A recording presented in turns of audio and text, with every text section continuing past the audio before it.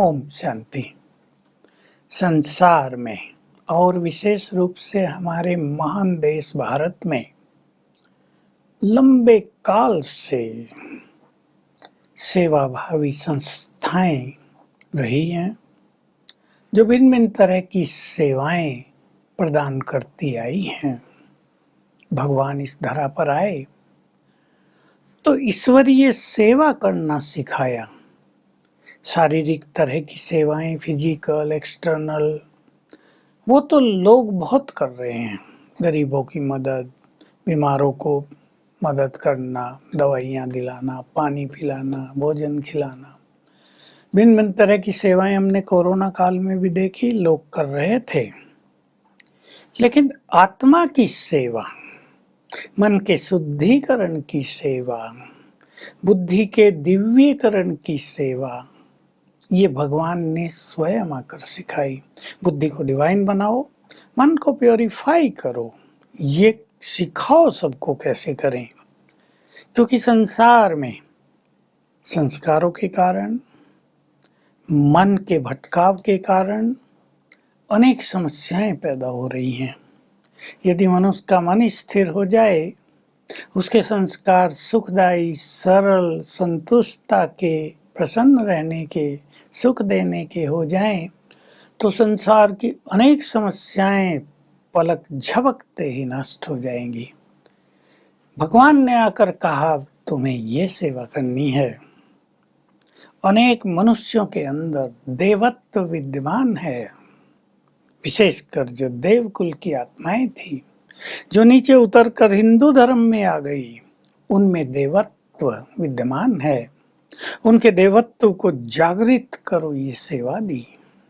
संसार में लोग चारों ओर भटक रहे हैं, सत्य की खोज में, तीर्थों पे जा रहे, मंदिरों में, विद्वानों के पास, गुरुओं के पास ज्ञान लेने के लिए, पर ज्ञान है जो कहीं दिखाई नहीं दे रहा है। भगवान ने आकर संपूर्ण सत्य ज्ञान दिया, क्योंकि वही तो ज्ञान का सागर है, वही परम सद्गुरु है और परम शिक्षक है। और ज्ञान देकर उसने कहा, मेरा ये ज्ञान सारे संसार में फैलाओ, यही सत्य गीता ज्ञान है। गीता ज्ञान की चर्चा तो हमारे देश में तो बहुत रही है, लेकिन विदेशों के भी बहुत लोग उसे पढ़ते हैं। परंतु वो ज्ञान इतना गुह्य है और क्लिष्ट बना दिया गया, कॉम्प्लिकेशन उसमें बहुत डाल दी गई, मिलावटें बहुत कर दी गई, इसलिए लोग उसको क्लियरली समझ नहीं पाते हैं। भगवान ने आकर सीधे सीधे शब्दों में ज्ञान दे दिया, तुम आत्मा हो, यहाँ रहती हो। परमात्मा कौन है, उसका धाम कहाँ है, मुक्ति क्या है, संपूर्ण ज्ञान दे दिया। और कहा, अब संसार को ज्ञान देकर उन्हें जीवन का सरल मार्ग दिखाओ, उनके जीवन के दुख दूर करो, उन्हें शांति प्रदान करो, उन्हें मार्ग दिखाओ। संबंधों में मधुरता कैसे आए, फिर से निस्वार्थ आत्मिक प्रेम कैसे बढ़े, ये आदेश भगवान ने अपने वत्सों को दिया। उसके अनेक ब्रह्मावत्स, हजारों लाखों ब्रह्मावत्स, जैसे यज्ञ के घोड़े निकल पड़ते थे यज्ञ से, इस रुद्र अविनाशी गीता ज्ञान यज्ञ से ये उसके अनेक वत्स घोड़ों की तरह निकल पड़े संसार को प्रभु संदेश देने के लिए। इसमें स्थूल सेवाएं भी होती हैं, वाचा की सेवा बहुत ज्यादा होती है, दूसरों को ज्ञान देना। मन की सेवाएं बहुत होती है, मनसा सेवा जिसे हम कहते हैं। धन की सेवा भी होती है, और भिन्न भिन्न तरह की, किसके पास अपनी कोई योग्यता है, वो उन योग्यताओं को भी सेवा में लगा देते हैं, वो भी बहुत बड़ी सेवा होती है। कोई गायक है, कोई म्यूजिशियन है, वो अपनी इन योग्यताओं को सेवा में यूज करते हैं।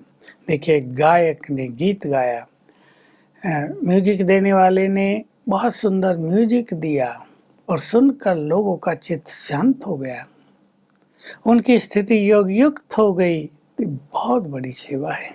इसलिए वो ऐसा ना सोचें हम तो कोई सेवा करते नहीं हैं। अब विशेष बात ये है कि ज्ञान देने की सेवा करने के लिए ज्ञान का चिंतन बहुत आवश्यक है, ताकि हम दूसरे को परख कर, वो किस तरह की आत्मा है, उसे क्या ज्ञान देना है, उसे परख कर उसके अनुसार उसे ज्ञान दे सकें। इसके लिए थोड़ा एकांत और थोड़ा थोड़ा ज्ञान चिंतन परम आवश्यक है। इसमें भी हमारे जो अनुभव होंगे वो हमें ज्ञान की गुह्यता में ले चलते हैं, वो बहुत बड़ी मदद करेंगे। तो हम दूसरों को भगवान से मिलाने की सेवा करते हैं, ग्रेट थिंग। सोचो, संसार में तो कोई ये सोच भी नहीं सकता भगवान से मिलाने की सेवा। ये केवल ब्रह्मावत से कर सकते हैं। आत्माओं को पतित से पावन बनाना, उनके विकारों को छुड़ाना, ये सेवा स्वयं भगवान ने हमें दी हुई है। बस कुछ बातें हैं जो इम्पोर्टेंट हैं। हम सेवा सच्ची लगन से कितनी करते हैं, दिल लगाकर कितनी करते हैं, हमारे पास दिखावा है या सच्ची लगन की सेवा है, इसका बहुत महत्व है।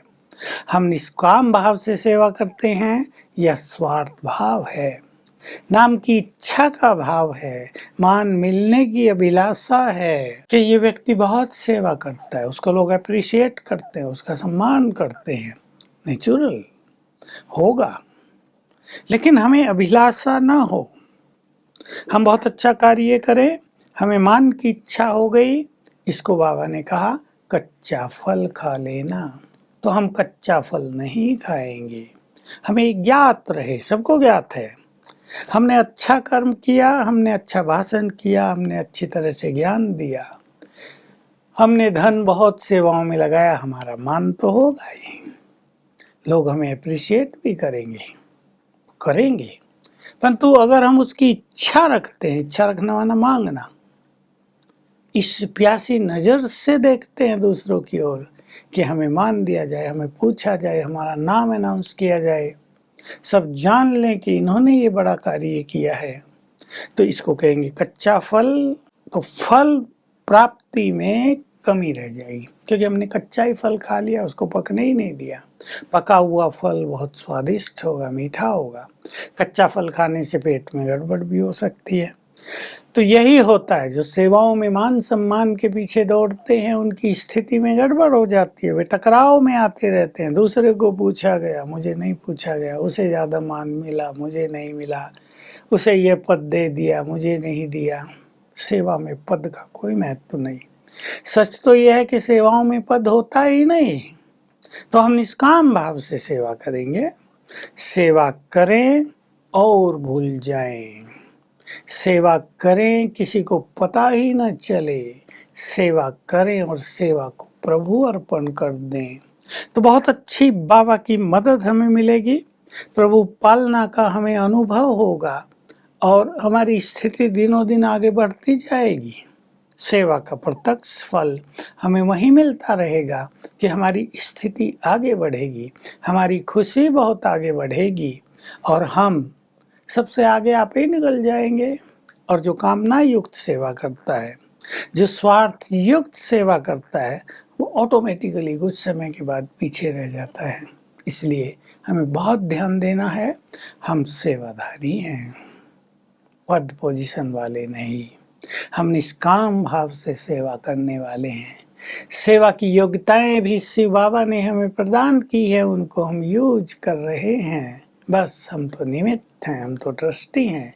ये भाव रखेंगे तो सेवा हमारी ब्यूटी बन जाएगी, सेवा हमारा शक्तियों से श्रृंगार करेगी, श्रृंगार हो जाएगा और हम बाबा की और सेवा कर सकेंगे।